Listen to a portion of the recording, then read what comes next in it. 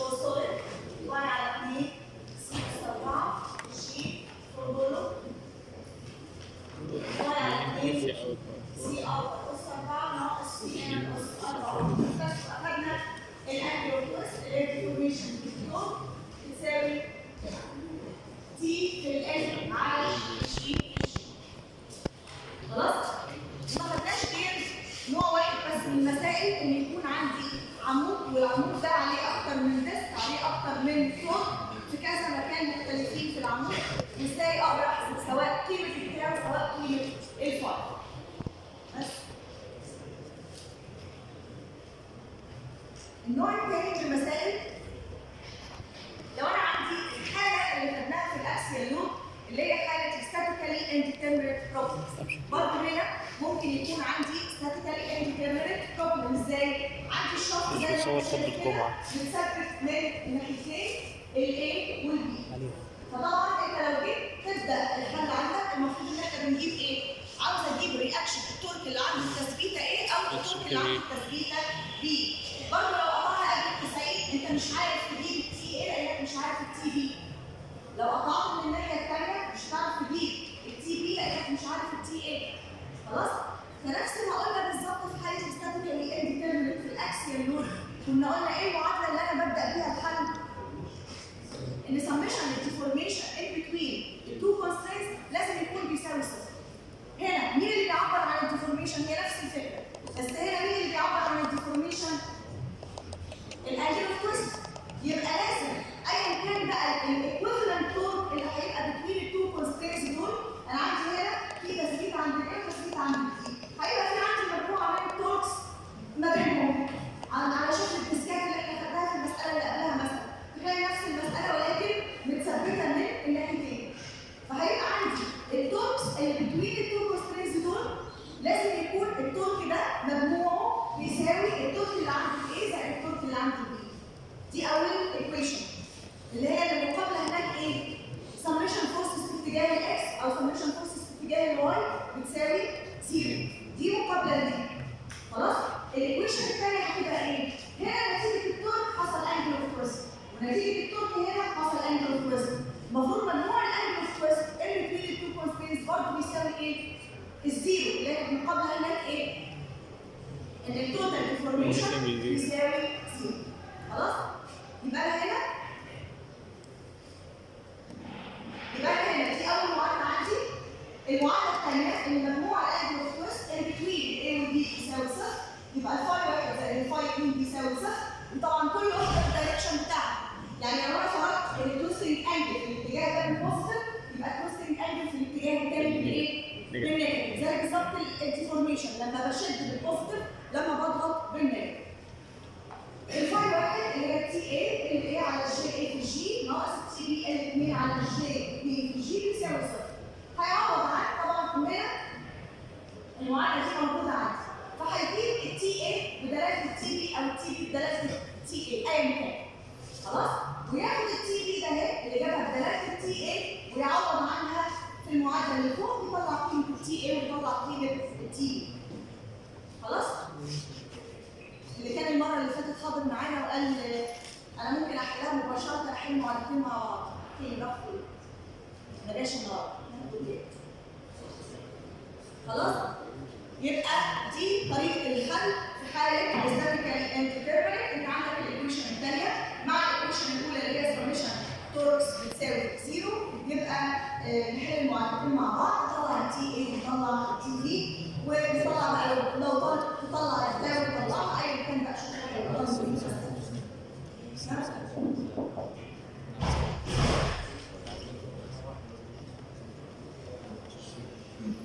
نركز كده مع بعض لان احتمال يبقى في ميد ترم قريب. الميد ترم احنا اللي هنحدده على فكره في ميعاد المحاضرات. مفيش اسبوع ميد ترم. عارفين المعلومه دي ولا لا؟ لا عرفتها بقى. مفيش اسبوع ميد ترم. ان شاء الله يعني يقال ان مفيش مش يقال ان شاء الله يعني خبر اكيد يعني مفيش اسبوع ميد ترم.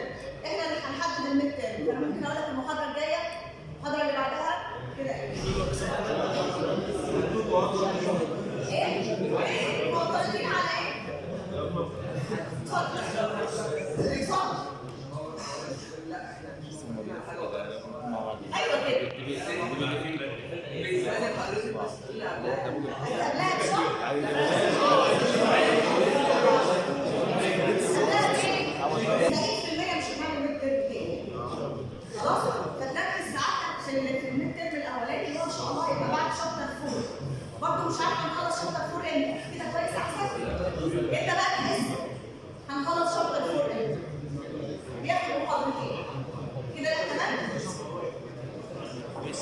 خلاص؟ يبقى ده النوع الثاني من المسائل ان انا عندي العمود مثبت ما بين تو كونسترينتس زي ما انت شايف قدامك. النوع الثالث والمهم جدا، بس النوع الثالث والمهم جدا لانك بتتعرض له كتير عمليا، النوع ده لما بيكون عندي عمودين متوصلين مع بعض عن طريق اي وسيله لنقل الحركه، وليكن طول زي اللي قدامك كده. عندي عمود، العمود ده اللي هو دي سي والعمود بي اي، الحركه منقوله بينهم عن طريق الترس سي والترس بي. وسيله نقل الحركه ما بينهم الترسين سي وبي. اول حاجه في المسائل اللي من النوع ده هتفكر في 3 خطوات. خلاص؟ 3 خطوات. طبعا واضح الشكل ده عباره عن ايه؟ عندي عمود متثبت في مكان ما، العمود ده في نهايه الترس هينقل الحركه من الترس ده للترس ده للعمود الثاني، وهكذا ممكن ينقل الحركه للعمود الثالث ورابع وهكذا. ده جزء بس من منظومه، جزء من صندوق فلوس مثلا. يعني ممكن يكون داخل على الكيل بوكس كده وخد حته منه. خلاص؟ طالب منك انك تجيب الطرق اللي عند نقطه ايه اللي في اخر العمود خلاص هو قطع عنده، واختار يقطع في مكان معين. في المكان اللي قطع فيه ده عاوز يحسب قيمه الطرق وقيمه الانجل اوف تويست. في اي مكان هو اختار. بنعمل ايه؟ دايما لما يجي لك مسائل من النوع ده دور على مكان التسجيل. فين العمود ده بدايته فين؟ او مجموعه الاعمده اللي هو مديها لك دي بدايتها فين؟ ليه بدايتها؟ او هي ممسوكه منين؟ او هي متثبته منين؟ عشان مكان التثبيت ده اللي هو عند نقطه دي، طبعا واضح ان مكان التثبيت عند نقطه دي. مكان التثبيت اللي عند نقطه دي ده عنده زيرو انجل اوف تويست. عنده زيرو انجل اوف تويست. خلاص؟ يبقى هنا عندي زيرو انجل اوف تويست. هنا اكيد في طرق منقول وهيبقى في عندي هنا انجل اوف تويست وهيبقى عندي هنا تاو. نفس الشيء برضه الحركه بتتنقل نفس التاو او نفس الطرق اللي على العمود سي دي ونفس الطرق اللي على الترس سي. بعد كده الحركه بتتنقل من السي للبي. هل الطرق اللي على السي هو نفس الطرق اللي على البي؟ في نسبة بينهم؟ لا طبعا. خلاص؟ انا طبعا عندي لما بنقل الحركه من ترس كبير لترس صغير السرعه بتزيد والعكس. خلاص؟ يبقى انا اول حاجه هدور على مكان تثبيت المجموعه اللي هو جايبها لي اعملها اناليسيس دي فين، عشان ادور على الزيرو انجل اوف تويست عندي فين. وليه بدور على الزيرو انجل اوف تويست؟ عشان انسب الحركه. يعني انا كده لما اعرف ان التثبيت عندي عند نقطه دي هنسب السي للدي. وطبعا السي اوريدي منسوب لمين؟ للسي دي اللي هو الانجل اوف تويست اللي على العمود الكبير اللي عندي. نسبت للزيرو انجل اوف تويست. السي منسوبه للسي دي، البي منسوبه للسي، والاي بي منسوبه للايه؟ للبي. فاهمين معايا؟ يبقى انا اول حاجه بدور على مكان الزيرو انجل اوف تويست. الحاجه الثانيه بما انك قلت لي الطرق اللي على العمود ده يساوي الطرق اللي على العمود ده نتيجه نقل الحركه ما بينهم عن طريق الترسين اللي مختلفين في الدايركتر ومختلفين في اثناء التروس، يبقى هنجيب علاقه تربط الطرق اللي على العمود الاول بالطرق اللي على العمود الثاني. يبقى اول حاجه دورنا على مكان الزيرو انجل اوف تويست عشان انسب له كل الحركات. انا بنسب للزيرو. خلاص؟ يبقى ده هنسيبه للزيرو، ده هنسيبه ده اللي هو اصلا منسوب للعمود منسوب للزيرو، وبالتالي الفايل اللي هنا دي ابقى عارف هي منسوبه لمين. نمشي بالتدريج كده. يبقى اول حاجه دورنا على الزيرو انجل اوف تويست. جبنا علاقه تربط الطرق اللي على العمود ده بالطرق اللي على العمود ده. دي الخطوه الثانيه. الخطوه الثالثه بتجيب علاقه بتربط الفايل اللي على العمود ده او على الترس ده بالفايل اللي على العمود ده او على الترس ده. خلاص؟ دول الثلاث خطوات. نعملهم كده مع بعض واحده واحده. اول كده ولا مساله two solid steel shafts are connected by gears. Note that for each shaft الشيء بيساوي القيمه دي، الاثنين من نفس الماتيريال فالاثنين لهم نفس المودولس اوف ريجيديتي. and that the allowable shearing stress is 8 kilograms per square inch. Determine the largest torque T naught that may be applied to the end of shaft AB, the corresponding angle to which end A of shaft AB rotates. يبقى هو عايز هنا بس قيمه الطرق بتساوي كام والانجل تويست عند النهايه اللي هو قرر يقطع عندها بتساوي كام. خلاص؟ اول حاجه قلنا ايه؟ هنجيب علاقه بتربط التورك اللي هنا بالتورك اللي هنا. طيب اولا لازم نبقى عارفين الكلام ده انتوا كتبتوه في الديزاين بالتفصيل، ولكن انا اللي يهمني تفهموا زي ما انا بقول كده. سيبك من الدايركشنز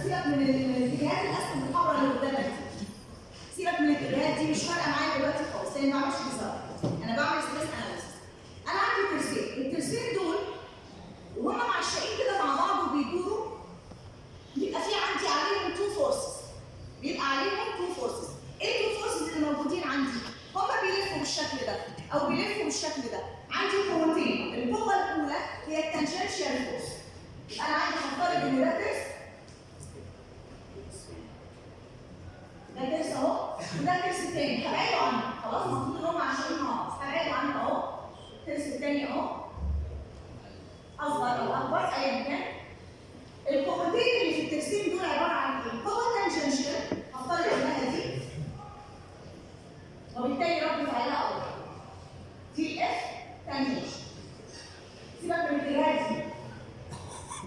خلاص؟ يبقى انا عندي قوه تانجنشال، القوه التانجنشال دي بتعمل ايه؟ بتساعد على حركه الترسين في اتجاه التورك.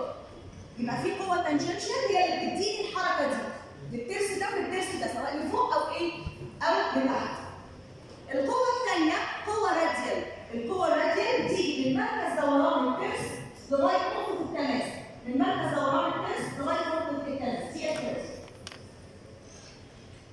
يبقى الاف تانجنشال بتعمل ايه؟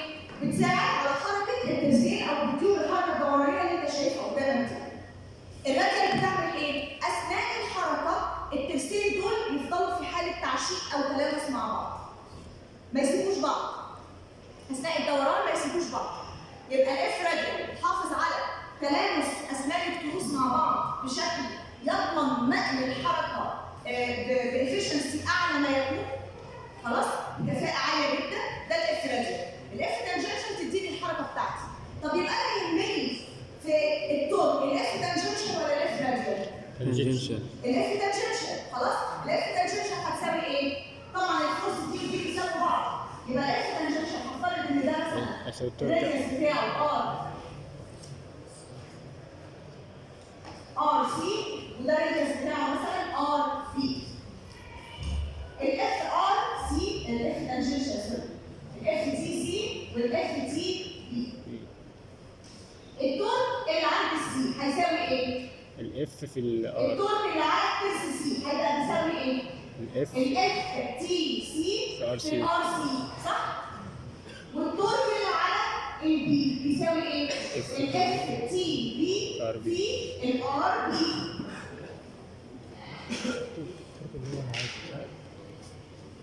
مين هنا بيساوي بعض؟ تي سي وتي بي. الاف تي سي بتساوي الاف تي بي.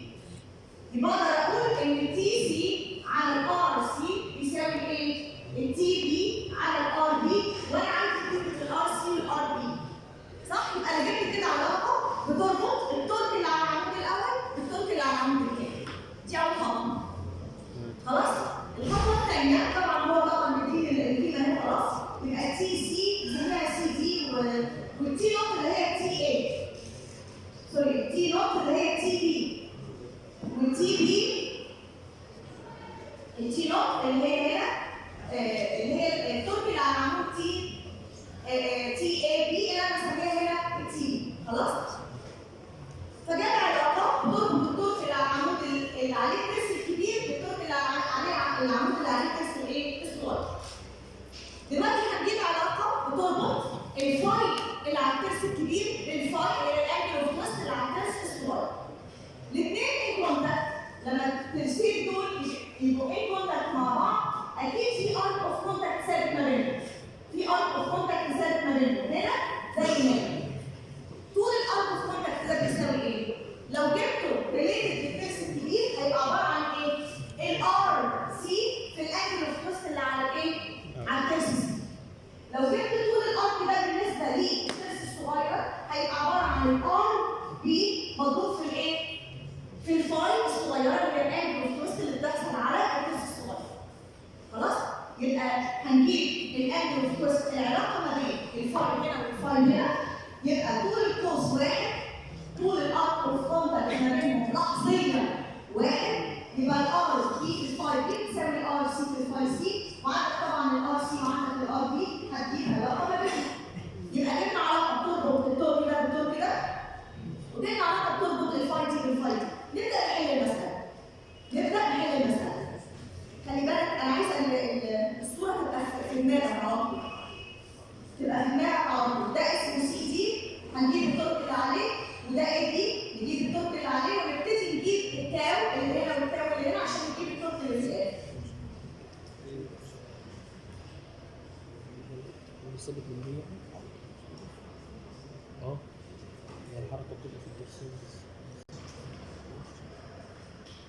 ادي العمود الصغير اللي كان تحت اللي هو الاي بي، وادي العمود الكبير. هو قال لي ان العمودين من نفس الماتيريال. هو مثبت من عند دي، يعني هو مش بيلف، يعني العمود مش بيلف. مش موضوع مش بيلف، مش واخد حركه من عند الدي، يعني هو ممسوك كده. ممكن يكون عليه بيرنج مثبته، مش المفروض الاعمده دي عليها بيرنجز او متثبته على بيرنجز، ممكن يكون المكان ده مكان بيرنج. خلاص؟ هو متثبت بالمكان ده. ده بتعتبر الاعمده لها طرق تثبيت مختلفه، ممكن يكون متثبت انت تعتبره زي رود كده، ممكن يكون متثبت سيلفي سبورت. خلاص؟ ممكن يكون متثبت كانتيليفر، فممسوك من جهه ويعمل حركه من الجهه الثانيه، ياخد طول بقى على اكسيال لود ايا كان. خلاص؟ انما في المكان ده دي هو التثبيت. لو متثبت يعني هو مش هيلف، يعني الترس مش هيلف. لو عليه بيرنج هيلف. يعني ايه مش هيلف؟ هيلف بس هو متثبت، يعني متثبت العمود كله على بعضه بيلف. بس هنا مفيش مكان، مفيش مصدر للطرق، مفيش مصدر للحركه، هو متثبت. على فكره هو لو كله بيلف على بعضه لوز كده يبقى مفيش ستريس اصلا. زي بالظبط لما قلت لك هي مش واضحه في ذهنكم في الموضوع ده، انما لو انا قلت لك العمود ده اهو وهاثر عليه اكسيال لود، هشده باكسيال لود، بس هو مش متثبت. فانا لما هشده هاخده من مكانه كده وامشيه، هيبقى عليه ستريس؟ لا طبعا. نفس الشيء بالنسبه للاعمده. هو بيلف طبعا، العمود بيلف، ولكن هو ممسوك من مكان معين باي وسيله تثبيت، فبياخد حركه ولكن في حاجه ماسكاه بتصدر عليه اجهادات. خلاص؟ طيب ادي العمود الاول اللي هو اللي كان صغير اللي تحت، والعمود الكبير ده اللي متثبت عليه الترس الكبير سي. قلنا انهم من نفس الماتيريال، واي الكوى لو بنيهم كانت هتساوي 8 باوندز بير سكوير انش. الصوت يا جماعه لو سمحتوا.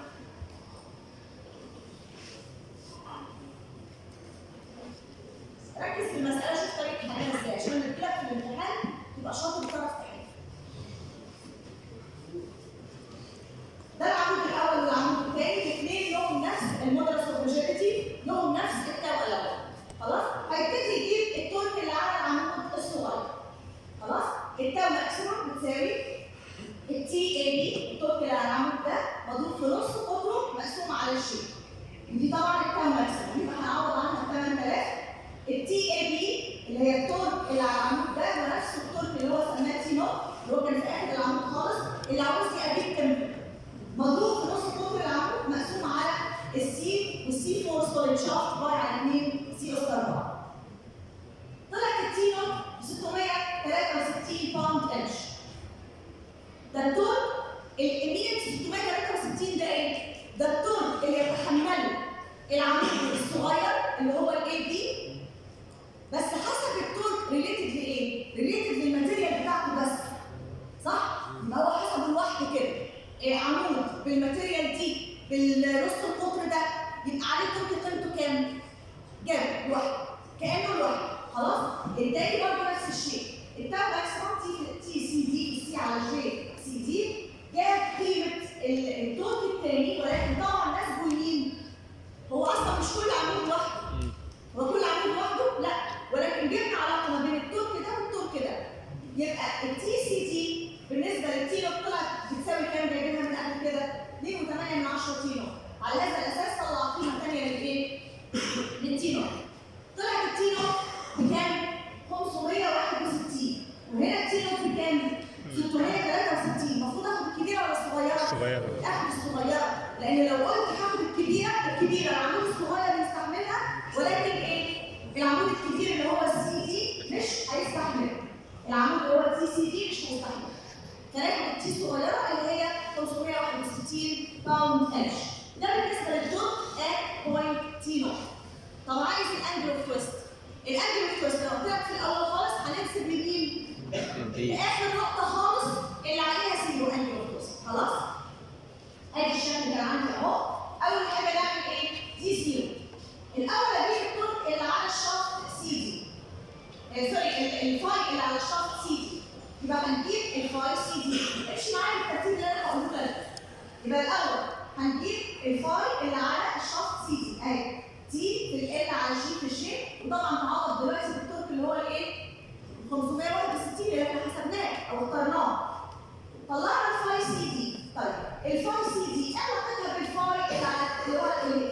اللي على الترس سي هي نفس هي خلاص. يبقى انت جبت الاول الفاي سي دي، وبالتالي جبت الايه؟ جبت الفاي سي اهي، دي الفاي سي. اجيب بعد كده ايه؟ الفاي بي. طب احنا جايبين اصلا علاقه بتربط الفاي بي بالفاي سي ولا لا؟ جايبينها. يبقى نجيب الفاي بي. الفاي بي عباره عن ايه؟ 2.8 فاي سي، والفاي سي اللي هي ايه؟ اللي هي الفاي على العمود سي دي اصلا. يبقى 2.8 فاي سي، 2.8 اللي هي نفس الفاي اللي على العمود سي دي. جبنا الفاي بي. جبنا الفاي بي. طيب نجيب الفاي الاخرانيه دي ازاي؟ الفاي الاخرانيه دي هتبقى عباره عن ايه؟ عباره عن الفاي بتاعت الترس بي زائد الفاي بتاع العمود بي اي. يبقى الفاي اللي اهي زائد الفاي اللي على العمود اي بي بتساوي تي في ال على جي في الجي طلعناها.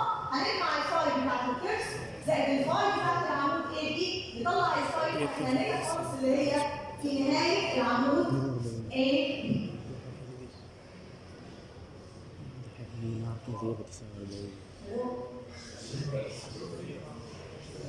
ايه؟ في سؤال؟ ما ينفعش اطلع واحد قلب دراعه عشان يفهم الحركه بتحصل ازاي. افترض ان انا عندي هنا لازم حد يحسها بس مش مشكله. امسك انت ايدك كده من هنا كده واعمل كده الويها من هنا. خلاص؟ دراعك ده اعتبره تو شافts. دراعك كده اعتبره تو شافts. متثبت منين؟ هنا من عند الكتف من فوق. لو انت جيت عملت كده، عملت لويته لويت دراعك كده من هنا، هل ده بيتاثر بحاجه؟ انت حاسس ان في اي تاثير هنا؟ التاثير حسيته فين؟ من هنا لغايه نقطه الايه؟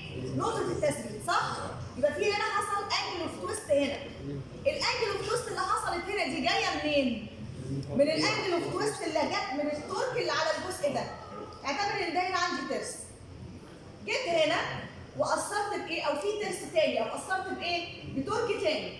هل ينفع الغي الجزء ده من غير ده؟ لا يمكن. خلاص؟ يبقى هنا انت لما تيجي تعمل تويستنج كده يبقى في عندك تويستنج انجل حصلت هنا، ودي غصب عنك كمان ايه؟ بيحصل لها التواء معاها. يبقى انا ده اللي بيخليني انسب للايه؟ للزيرو انجل اوف تويست. افهم الحركه اللي بتحصل عندك عشان تعرف احنا عملنا ايه او عملنا ايه كده. انا عندي هنا ده مكان التثبيت. طب ده اللي الاول عمودين، والعمودين عايز اعمل ليهم ديزاين، فهو كديزاينر اختار الماتيريال وثبتها على لا ما هو انا بعيد على فكره، فيبقى اي حاجه بحيث ان هنا اخذ التورك مره ريليتد للاي بي ومره ريليتد للسي دي، وهو اصلا جايب ليه بقى؟ لان اصلا في علاقه ما بين التورك ده والتورك ده، تمام؟ فبيحسب الماكسيمم تورك للماتيريال دي والماكسيمم تورك اللي ممكن تطلع للماتيريال الثانيه، هم نفس الماتيريال معوض بنفس القيمه، قيمه التوأ كل واحده. ريليتد للتورك ده لان ده له اصلا علاقه بالتورك اللي على العمود الثاني اللي هو ده، طلع قيمتين للتورك واختار القيمه الاصغر اللي تبقى سيف للعمود ده وسيف للعمود ده.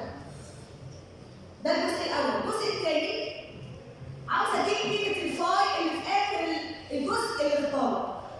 يبقى لازم كل فاي انسبها للفاي اللي قبلها، وكل حركه انسبها للحركه اللي قبلها، وكله منسوب للايه؟ للنقطه البدايه خالص اللي هي نقطه التثبيت. حسب الاول الفاي اللي على العمود ده اللي هو اول حاجه موصوله بالنقطه دي اللي هي نقطه التثبيت دي. خلاص؟ الفاي اللي على العمود ده اهو الفاي سي دي، التي في ال على الجي في الجي، طلعها ب 2.95% ديجري. خلاص؟ هي نفسها الفاي اللي على الترس ده، لان الترس ده بيتثبت على طول مباشره بالايه؟ بالعمود سي دي. يبقى الفاي سي دي هي نفسها الايه؟ الفاي سي. الفاي سي اهي. طيب الفاي اللي على الترس بي، الفاي اللي على الترس بي له علاقه بالفاي اللي على الترس سي، كنا جايبينها في السلايد اللي جبناها من هنا. ان انا قلت ان طول القوس ده بيساوي طول القوس اللي على الترس الثاني لفظيا، وجبنا العلاقه اللي بتربط الفاي هنا بالفاي هنا. طلعت الفاي دي بتساوي 2.8 فاي سي، والفاي سي اصلا هي الفاي اللي على ايه؟ السي دي. قولوا معايا الفاي اللي على العمود ايه؟ سي دي. سي دي. يبقى عرفنا نجيب الفاي دي ولا لا؟ جبنا الفاي دي. ازاي اجيب بقى الفاي اللي في الاخر خالص اللي هي عند نقطه ايه؟ الفاي اللي عند نقطه ايه هتبقى عباره ايه؟ هل هتبقى هقول ان الفاي اللي في الاخر دي هل هي منسوبه لنقطه الصفر؟ لا للفاي بي منسوبه متحركه نقطة متحركة. يبقى الفاي ايه هتساوي الفاي اللي حصلت عند البي لانها متحركه اصلا زائد الفاي اللي حصل في العمود اي بي. طب نعرف نجيب الفاي اللي في العمود اي بي ولا لا؟ تي في ال على جي في جي خلاص؟ وهنجمع بعد كده اهي دي فاي اي بي نجمع الفاي اي بي زائد الفاي بي نطلع الفاي اللي في الاخر خالص في نهايه العمود. كل الفرق ان الجزء ده منسوب الجزء ده اللي عايز يحسب عليه الفاي منسوب لنقطه متحركه وده منسوب لايه؟ لنقطه ثابته. خلاص؟ فهمنا شويه؟ ممكن بقى ساعتك لما تروح تقراه في البيت تفهم ايه؟ خلاص؟ حاجه مهمه جدا ان هي الديزاين اوف شافت. الديزاين اوف شافت طبعا انت هتاخد بالتفصيل في الديزاين ولكن انا هقول لك الجزئيه اللي بتهمني فيه. دلوقتي ازاي اعمل ديزاين للشافت؟ ازاي اعمل ديزاين للشافت؟ او لما بقول لك اعمل ديزاين للشافت يبقى المفروض ان انت تعمل ايه كديزاينر؟ تطلع ايه؟ الماتيريال والتول. الايه؟ الماتيريال انت بتعملها سelection. ممكن يا جماعه نسمع؟ الدايمنشن بتاع الشافت. ممكن نسمع؟ بقول لك اعمل ديزاين للشافت يبقى المفروض الشافت ده انت كديزاينر تختار الماتيريال المناسبه ليه وتبتدي تطلع الدايمنشنز. ايه الدايمنشنز بتاعت الشافت اللي انت محتاج تحسبها؟ الراديوس نص قطر الشافت ده كام وايه؟ واللينس. اللينس انت كديزاينر بتعرف بعد كده انك مش بتحسب اللينس بتاع الشافت بالكالكوليشنز ولكن اللينس بتاع الشافت بيطلع بعد ما بتعرف الشافت ده عليه ايه من الميكانيكال اليمنتس. يعني انا عندي الشافت ده هيبقى عليه ترس بولي ترس تاني الخطوه الاولى ان انا بعمل ايه؟ شافت ديزاين. بمعنى ان انا بجيب الدايمتر بتاع الشافت. يبقى الخطوه الاولى ان انا بحسب الدايمتر بتاع الشافت. بعد كده الميكانيكال اليمنتس اللي على الشافت ده سواء كانت تروس بوليس ايا كان بعمل لها الديزاين بتاعها ريليتد للدايمتر بتاع الشافت. ومن ضمن الديزاين بتاعها ان انا بحسب الايه؟ الويدث بتاعها. العرض بتاع كل ميكانيكال اليمنت محطوط على الشافت ده بعرف العرض بتاع الترس ده كام والعرض بتاع البولي كام والعرض بتاع الترس الثاني كام وهكذا. يبقى طول الشافت انت مش هتحسبه مش هتعمله كالكوليشن بمعادله ولكن هتحدد طول الشافت بعد ما تحدد او تعمل ديزاين للميكانيكال اليمنتس اللي محطوطه على الشافت ده. وبعد كده بتزود نسبه معينه لان المفروض ان انت برضه المسافات اللي ما بين الاليمنتس دي المفروض تكون محسوبه. يبقى طول الشافت بيتحسب بعد الديزاين للاليمنتس اللي عليه. خلاص؟ ده بالنسبه للطول. يبقى انا بالنسبه لي هنا اهم حاجه ان انت تعرف تحسب ايه؟ الدايمتر بتاع الشافت. تعرف تحسب ايه؟ الدايمتر بتاع الشافت. طب ازاي احسب الدايمتر بتاع الشافت؟ الشافت انت زي ما قلنا ان اي شافت لازم هيكون متصل مباشره بايه؟ او اول شافت انت عايز تعمله ديزاين لازم هيكون متصل مثلا بموتور. فالموتور ده انت عارف ايه؟ الباور بتاعته وزي ما اتفقنا في اول محاضره خالص عارفين ايه تاني؟ عليه اوميجا. يبقى انا عارف الباور بتاعه وعارف عدد لفات. يبقى عارف الباور بتاعه وعارف النمبر اوف ريفوليوشنز بير مينيت على الموتور ده. يبقى انا بالتالي طلعت قيمه الايه؟ التورك. يبقى عشان اعمل ديزاين للشافت لازم رقم واحد احسب ايه؟ التورك اللي على الشافت. خلاص؟ يبقى انت عارف التورك اللي على الشافت، عارف الماتيريال لان انت كديزاينر انت اللي حددتها.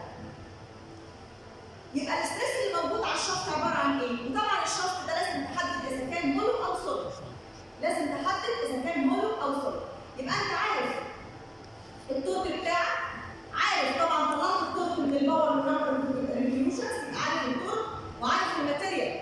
طب عارف الماتيريال دي وانت ديزاينر يبقى انت هتعمل ديزاين على الماكسيموم تاو. التو الاول للشفط. يبقى انت عرفت الطول وعرفت الايه؟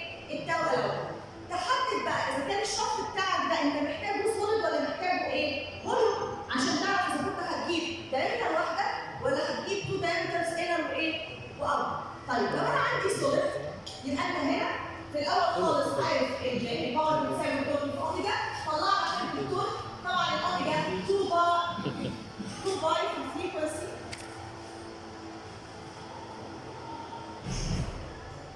الاوميجا بتساوي 2 باي في الفريكونسي، يبقى انت طلعت قيمه الطول. طيب من الماتيريال اللي انت حددتها هتطلع قيمه الايه؟ التاو ماكسيمم.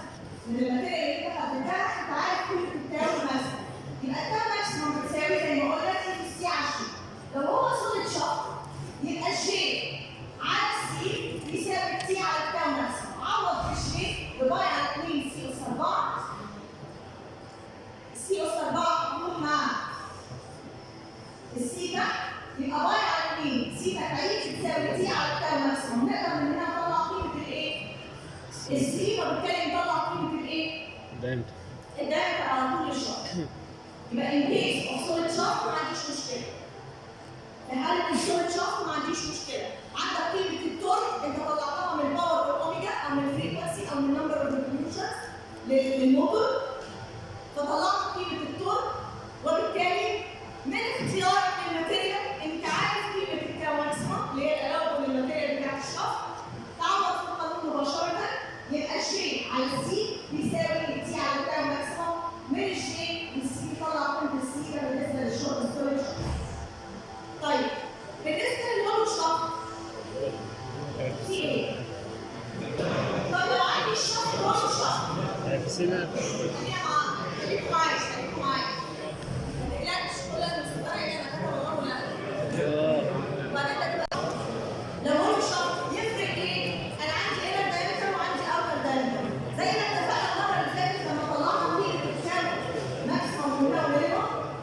بس لا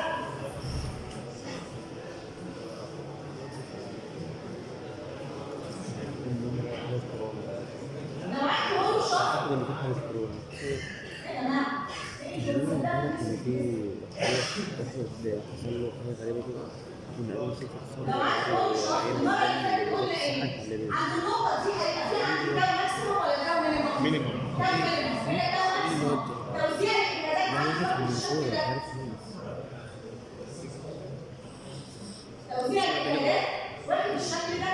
دي تاو مينيمم ودي تاو ماكسيمم.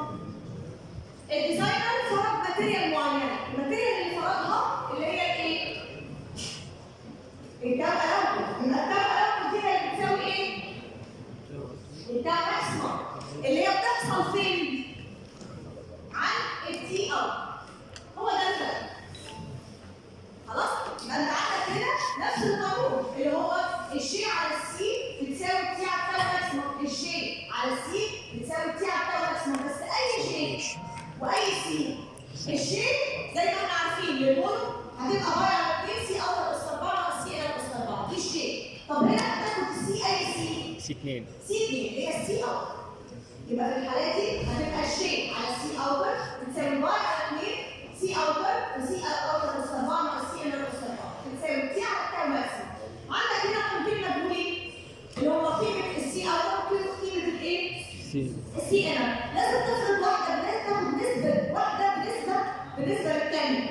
يعني تقول السي انر مثلا ربع السي اوتر، نص السي اوتر، ثلث السي اوتر، ايا كان. هتطلع السي انر وتطلع السي اوتر. خلاص؟ عرفنا نعمل كده ديزاين للشفط ازاي؟ ازاي اطلع الدايمتر بتاع الشفط؟ ده مثال عليه. ده مثال مباشر، يعني ممكن حتى ما تلاقيش في النوتس اللي عندك. مش هتلاقي ده مثال تعويض مباشر. What size of shaft should be used for انتم لما يوصل بقية الدرس بص حضرتك. What shaft should be used for the rotor of 5 horsepower motor. بس عشان المسائل دي ما بتغلطوش فيها غير في الوحدات. هيفرق. المسألة دي لو جات لك غلط، لو جات لك مثلا ام سي كيو ولا حاجة زي كده ما تجيش الام سي كيو. ده خطوة واحدة. خطوة واحدة زي ما هنشوف دلوقتي. بس ساعتك بتختار الرقم غلط لان بعد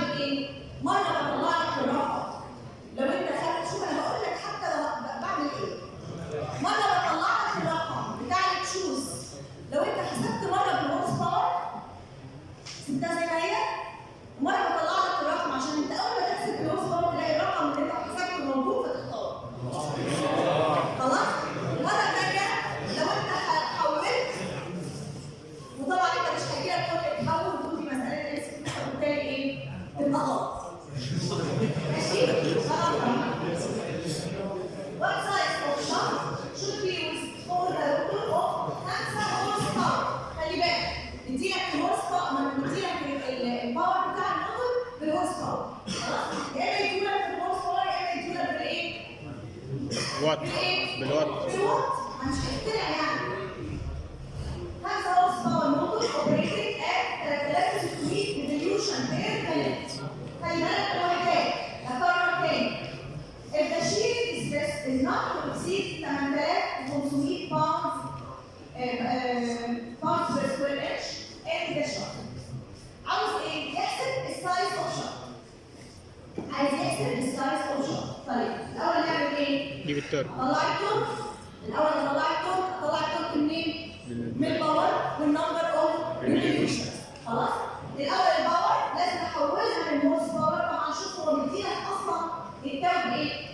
بالباور بير سكوير انش. هنشوف اللي هو هيبقى باور انش. يبقى نحول الهورس باور لايه؟ لباور انش. باور انش.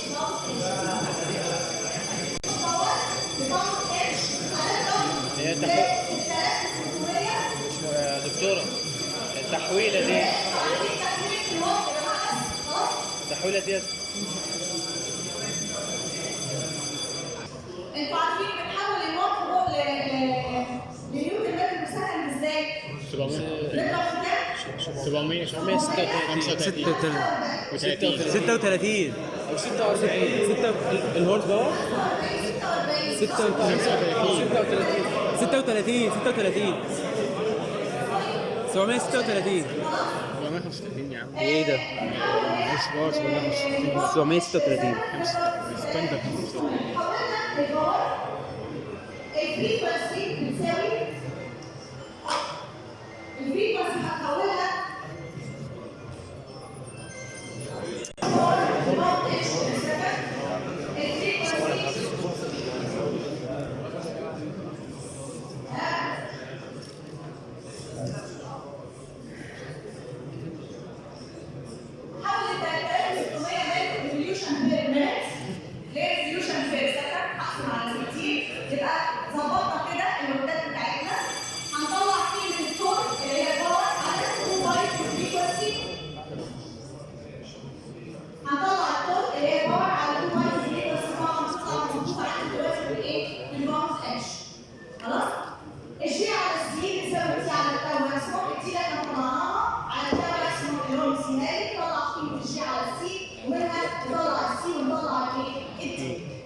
فيها مشكلة؟ اتفضل ايه المشكلة؟ مين اللي قال ألف سلام عليك؟ اتفضل. ايه؟ مش سامعة. لو واحد التصميم بتاعك ان انت عاوز الهنا يبقى ربع الاوتر مثلا، انت بتتكلم عن حالة الهوبس. لو عايز حسب التصميم بتاعك انت دلوقتي بتصمم على اساس الايه؟ انا هقول لك هتيجي ازاي. المفروض ان انت عندك انر دايمتر واوتر دايمتر. خلاص؟ الانر والاوتر للشفط بتاعك في الحاله انت بتعمل ديزاين. انت دلوقتي مفيش عندك هدف، انت مش الديزاينر. انما لو الديزاينر هيبقى عارف نتيجه حاجات معينه انا ليه لازم اخد الانر نسبه من الاوتر والنسبه دي كام. انما هي نسبه محسوبه ومعروفه. خلاص؟ طيب الحاجه الثانيه، النقطه الثانيه اللي دايما بنركز ليها، لو انا عندي ستريس كونسنتريشن زي في حاله الاكسيال لود لما قلنا عندي ستريس كونسنتريشن بيبقى في حالتين، لو انا عندي بليت في بول او لو انا عندي فيلم.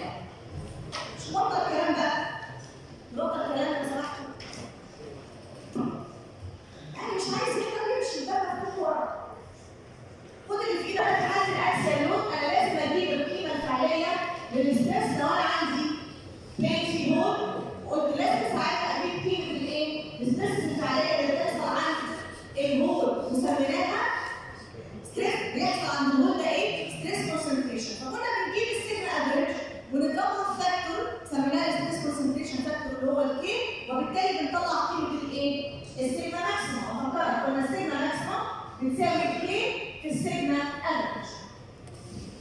فاكرين؟ وكان الحاله الثانيه، اول حاله كانت النور، الحاله الثانيه كانت الفيلز. برضه في حاله الفيلز لو انا عندي عمود والعمود ده اتنقل من ويدث لويدث تاني، المفروض قلنا ان هو بيتنقل مش بشارب كورنرز ولكن بيتنقل بايه؟ بفيلز. نفس الشيء هنا. طيب لو العمود ده مش بيتشد، العمود ده برضه عليه فيلز ولكن عليه ايه؟ تورك. الستريس كونسنتريشن في حاله الاعمده بيظهر في حالتين. حاله الفيلز دي ومش بوز بقى الشخص ما عندهاش بوز ولا حاجه. الحاجه الثانيه الجروفز اللي بنحط فيها الكيس. يعني انا دلوقتي لو انا عندي عمود والعمود ده مش كان ان احنا لازم حاجات معينه في الديزاين تتقال عشان نفهموا احنا بنقول ايه. لو انا عندي عمود والعمود ده عايز اثبت عليه عمود اهو وعايز اثبت عليه جير مثلا، عايز اثبت عليه بولي، عايز اثبت عليه اي وسيله من وسائل الحركه مثلا او اي ميكانيكال ايلمنت، هيتثبت عليه ازاي؟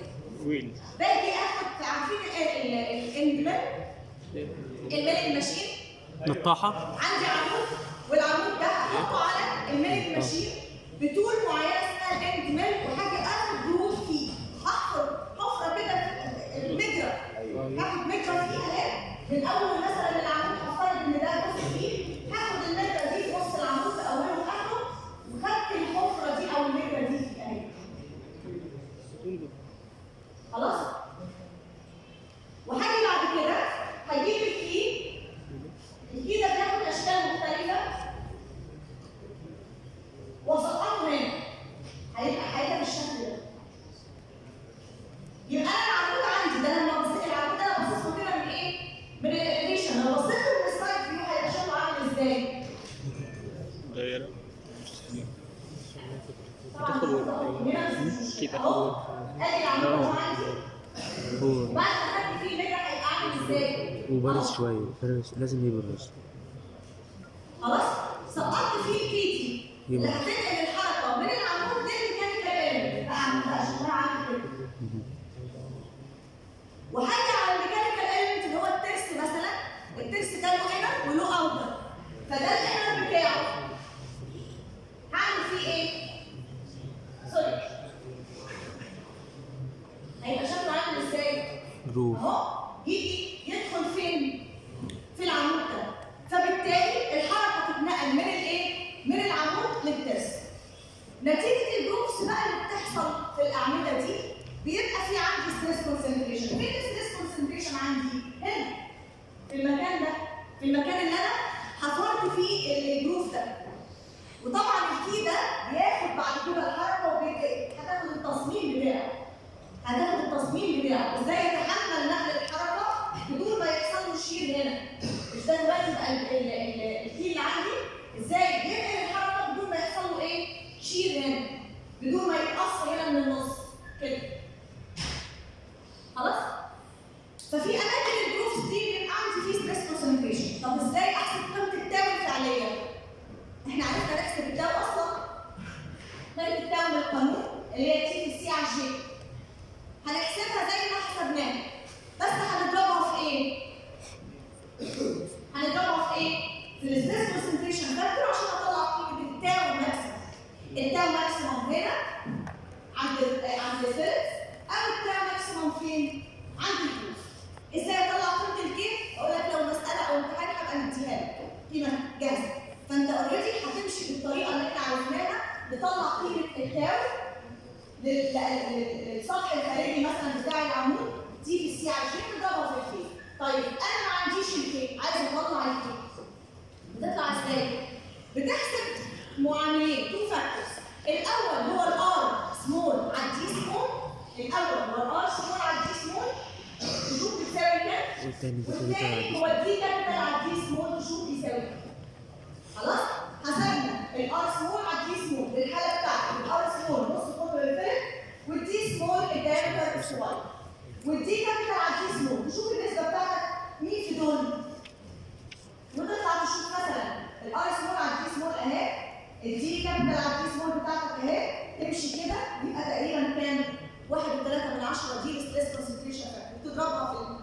دي في سي على جي تطلع التاو ماكسيموم الفعلي.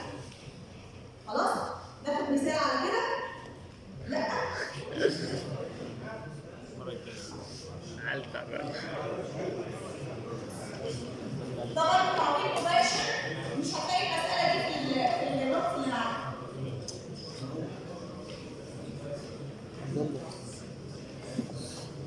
هي مش هتلاقيها في النص اللي معاك ليه؟ هي مسألة بسيطة جدا، تعوض تعويض مباشر، دي لك حاجة سريعة كده في النص. خلاص؟ The third short short is هتبعت لي التجميل as it transmits power from a turbine to generator. The great scheme, the middle steel specified in the design, has an alloy machine dispersed 8 kilograms per square inch. For the preliminary design shown, determine the maximum power that can be transmitted. أول حاجة عاوز يحسب الماكسيمم باور اللي هيتنقل بالمواصفات اللي قدامك. تاني حاجة if the final design the radius of fillet is increased so that the R بقت 15 على 16. يبقى دلوقتي عندي السمول دايمتر اهو البيجر دايمتر اللي هو الار ده، وعندي الفيلت مره واخدها 9 على 16 انش وفي الديزاين وعايز تحسب الباور. في المره الثانيه غير الفيلت وبس عايزك تحس بتاثير تغيير الفيلت ولا احنا بنقوله ده ايه؟ هل الفيلت عرفنا اللي عليها ستريس كونسنتريشن، طب تاثيرها هيبقى ايه على الباور؟ يعني هل الفيلت دي قيمتها بالاهميه دي؟ الفيلت لها اهميه ولها قيمه وهتاثر على الباور، هتاثر على الباور ازاي؟ هنشوف مع بعض. يبقى دلوقتي الار في اول مره كانت 9 على 16، الار في المره الثانيه كبرت بقت 15 على 16. What will be the percent change relative to the primary design in the power that can be transmitted? تغيير الار دي هيفرق معايا في ايه؟ يزود الاول احسب قيمه الباور بالسبيسيفيكيشنز الاولانيه واحسب قيمه الباور بالسبيسيفيكيشنز الثانيه واقارن ما بينهم نشوف ازاي حصل ايه بالظبط. اول مره دي الكيس الاولانيه عندي الار قلنا بنحسب تو فاكتورز، الار سمول على التي سمول والتي كابيتال على التي سمول. التي كابيتال على التي سمول الار حسب الار سمول على التي سمول والتي كابيتال على التي سمول، طلع قيمه التي كابيتال على التي سمول 2 الار سمول على التي سمول 15%. هنروح للشكل اللي فات ويطلع قيمه الايه؟ الكي. حد يحفظه من كده معايا الار سمول على التي سمول 15%، الار سمول على التي سمول 15%، التي كابيتال على التي سمول كانت كام؟ اهو يمشي كده؟ يبقى اكبر من 1.3 بشويه، نقول 1.32 1.33 يمشي كده. خلاص؟ طلعوا كام او طلعوا كام؟ 1.33 اسمها بروبلم. بعد كده هنعمل ايه؟ نفس الخطوات بقى اللي احنا عملناها. التاو ماكسيموم عباره عن الكي في التي سي على الشي. التي عباره عن ايه؟ الشي على السي في التاو ماكسيموم على الكي. الاول هيجيب الشي على السي، هيطلع قيمته، هيطلع التاو ماكسيموم على الكي، طلع قيمته، هيضربهم في بعض يطلع قيمه الايه؟ التورك. معايا ولا لا؟ طلع لك قيمه التورك. التورك اهي. طلع قيمه التورك. خلي بالك طبعا الفريكونسي هو كان مديه بالايه؟ بالريفوليوشن بير مينت، هيحوله لسكند نقسمه على 60. ضرب بعد كده التورك في 2 باي في الفريكونسي، طلع قيمه الباور عندك بايه؟ بالانش، بالباور انش بير سكند. عايز تحولها للهورس باور يحولها، مش عاوز تخليها زي ما هي، مفيش مشكله. خلاص؟ هو حولها للهورس باور. سامعين صوتكم؟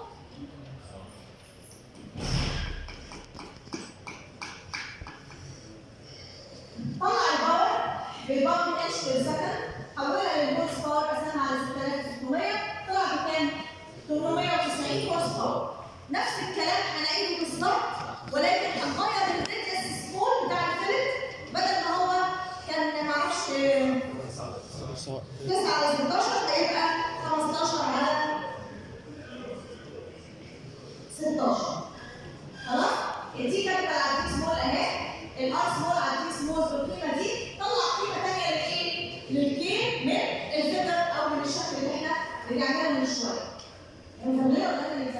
لا مزغلله. طب هنا مش مفضليه كده. الكام ماكسيمم على الكي هيطلع الكام ماكسيمم على الكي بالقيمه دي، التورك برضه هيطلعه بنفس الطريقه، هيحسب الباور هيحولها للهورس باور، الهورس باور الاولاني كان كام؟ كام؟ 890 زائد بقى 985 هيطلع نسبه الزياده نتيجه تغيير الفيلم ده، طلع نسبه الزياده في الهورس باور بكام؟ الباور بكام؟ 11%. طبعا مش كتير، ولكن انا عايزاك بس تعرف ان حصل تغيير او تحس بالتغيير اللي حصل عندك. الجزء ده مش معاك وزيد ولا ستريس. اخر جزء هقوله بس ما بيجيش في الامتحان، بس تبقى عارف. احنا قلنا ان التاو والفاي انتوا النهارده مش طبيعيين، بس يعني كل واحد عنده ظروف، فانا معايا ظروف.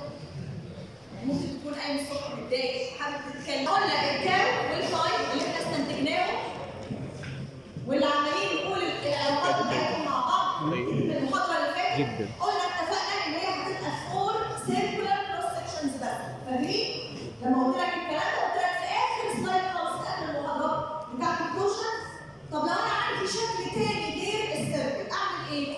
زي ما هتشوف في البندنج في المحاضرات بتاعت البندنج، كل الاشكال اللي هيبقى عليها بندنج معظمها هتبقى الكروس سكشن بتاعها مش سيركل، هتتعرض لاشكال كتير. الكروس سكشن يبقى سكوير، ريكتانجل، تي كروس سكشن، اي، يو، زد، اي حاجه. فتخيل الشكل ده عليه دور، يبقى هيبقى عليه كام؟ هيبقى عليه فاي.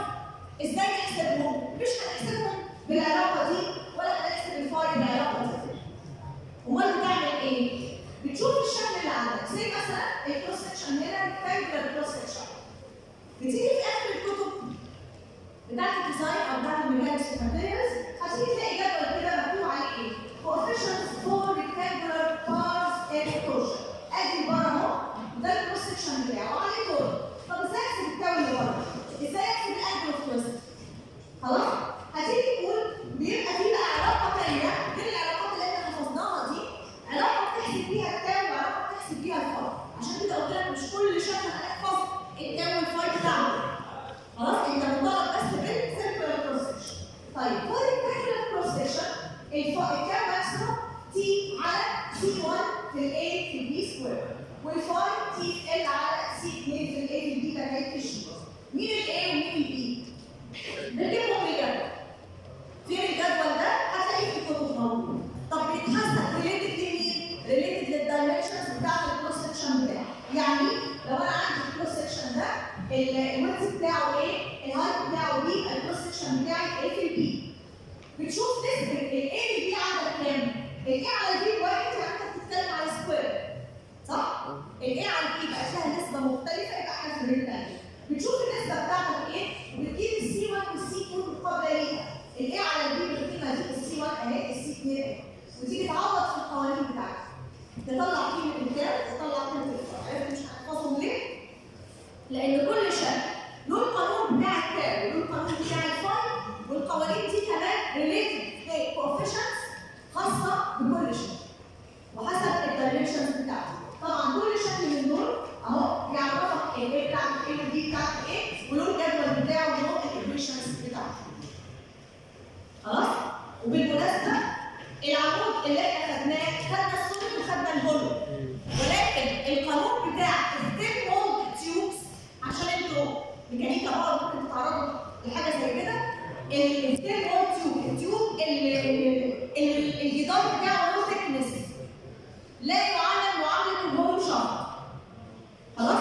يعني لو عندك هولو شافت فانت في نسبه واضحه زي ما احنا قلنا كده، في ربع، في نص، في رقم واضح ما بين نسبه الانر دايمتر والاوتر دايمتر.